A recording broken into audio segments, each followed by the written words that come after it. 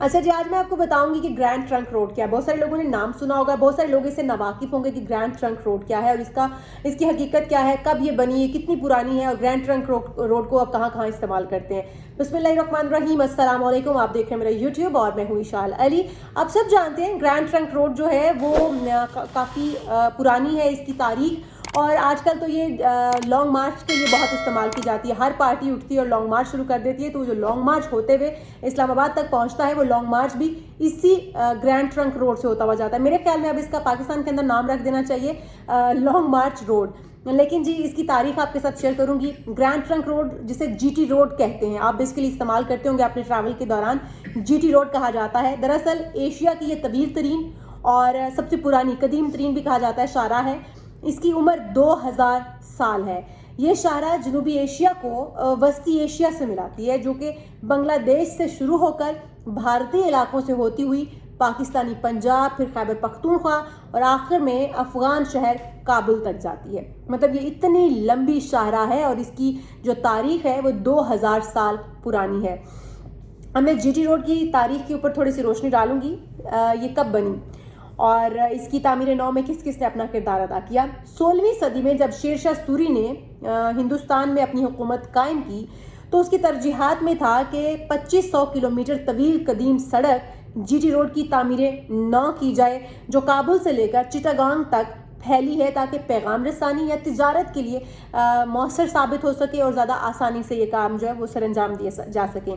اس سڑک کے بارے میں یہ بھی روایت عام ہے کہ اس کا پہلا نام جو تھا وہ جرنیلی سڑک تھا. جرنیلی سڑک بھی اس کو کہا جاتا تھا، لیکن بعد میں جب انگریز حکمران آئے تو انہوں نے اس کا نام بدلا اور بدل کر جی ٹی روڈ یعنی کہ گرینڈ ٹرنک روڈ رکھ دیا.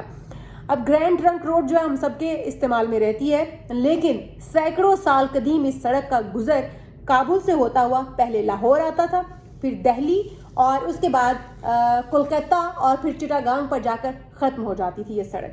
کابل افغانستان میں حکومتوں کا مرکز رہا ہے، یہ ہم سب جانتے ہیں.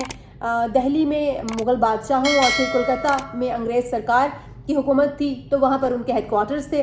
اگر ہم بات کریں اکبر بادشاہ کی، تو اکبر بادشاہ اسی جرنیلی سڑک کو استعمال کرتے ہوئے حکومتی مرکز لاہور میں آتا، اور پھر اس سڑک کے قریب اکبر بادشاہ کے دور میں ہی لاہور میں دھرم پورہ کا علاقہ آباد ہوا. آج بھی دھرم پورہ کا علاقہ موجود ہے اور یہ اس کو لنک کرتا تھا اس وقت. اچھا جی، اس کے پاس ہی حضرت میاں میر بالا، آپ سب جانتے ہوں گے حضرت میاں میر بالا کا مزار جو ہے وہ کہاں پر ہے، اور اورنگزیب عالمگیر بھی اس کے اوپر حاضری دینے کے لیے اسی سڑک، اسی جی ٹی روڈ کو استعمال کرتے ہوئے وہاں پر آتے تھے اور حاضری دے کر جاتے تھے.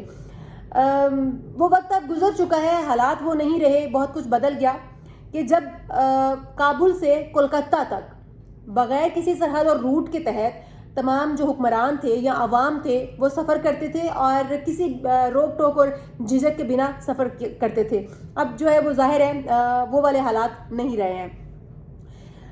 شیر شاہ سوری کو معلوم بھی نہیں ہوگا جب یہ سڑک اس نے بنائی یا اس نے تعمیر کروائی، تو اس وقت تو اس کو معلوم نہیں ہوگا کہ تاریخ کے اندر جو ہے، تاریخ کے اوراق کے اندر اسی سڑک کو استعمال کرتے ہوئے ایک بہت بڑا بٹوارہ ہونے جا رہا ہے. 400 سال بعد اسی سڑک کو جب شیر شاہ سوری نے بنائی، اس کے بعد 400 سال کے بعد اسی سڑک کو اس خطے کی تقسیم کے دوران تاریخ کی سب سے بڑی ہجرت کے لیے استعمال کیا گیا. جب پاکستان اور انڈیا دونوں الگ ہوئے تو یہی روڈ جو ہے وہ جو ہجرت کر کے آنے والے لوگ تھے یا جانے والے لوگ تھے انہوں نے استعمال کیا اس کو، اور وہ 400 سال بعد جا کے ہوا جب پاکستان اور بھارت دو الگ الگ ملکوں میں تقسیم ہو گئے. اچھا جی، اب جرنیلی سڑک 4 ممالک میں تقسیم ہے، یعنی کہ افغانستان، پاکستان، ہندوستان اور بنگلہ دیش. 4 الگ الگ ممالک میں یہ تقسیم ہو چکی ہے. تمام 4 الگ الگ ممالک میں یہ پھیلی ہوئی ہے. چاروں ملکوں کے حصے میں آنے والی یہ جرنیلی سڑک جو ہے یہ ابھی بھی موجود ہے، لیکن اس کی شکل جو ہے وہ خاصی حد تک تبدیل ہو چکی ہے.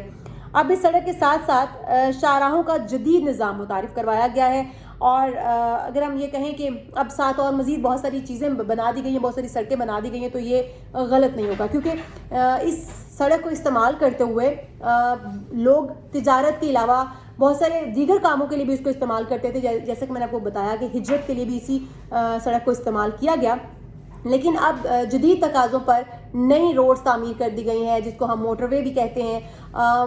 خیر وہ ہم پاکستان کی حد تک بات کر رہی ہوں میں, بہت ساری دیگر کنٹریز میں بھی جدید سڑکیں جو ہے وہ تعمیر کر دی گئی, بنا دی گئی, لیکن یہ روڈ جو ہے یہ اپنی اندر ایک تاریخ رکھتی ہے, اپنے اندر ایک حقیقت رکھتی ہے. اور جو کچھ اس روڈ نے, میرے خیال میں 2000 سال پرانی یہ سڑک اپنی تاریخ رکھتی ہے. جو کچھ حالات و واقعات اس روڈ نے دیکھے ہیں, ہمارے تو پیدا ہونے سے بہت پہلے, ہمارے بڑوں کے بھی پیدا ہونے سے بہت پہلے کی بات ہے کہ جو دھوپ چھاؤں, جو اچھے اور برے حالات اس روڈ نے دیکھے ہیں, آج بھی دیکھ رہی ہے, بہت سارے لانگ مارچ آج کے دور میں دیکھ رہی ہے.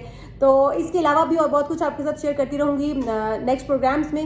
آج کے لیے اتنا ہی. آپ بھی یاد رکھیے گا گرینڈ ٹرنک روڈ کسے کہتے ہیں, کیونکہ میرے ایک مائنڈ میں آئی چیز کہ مجھے آپ کے ساتھ شیئر کرنی چاہیے.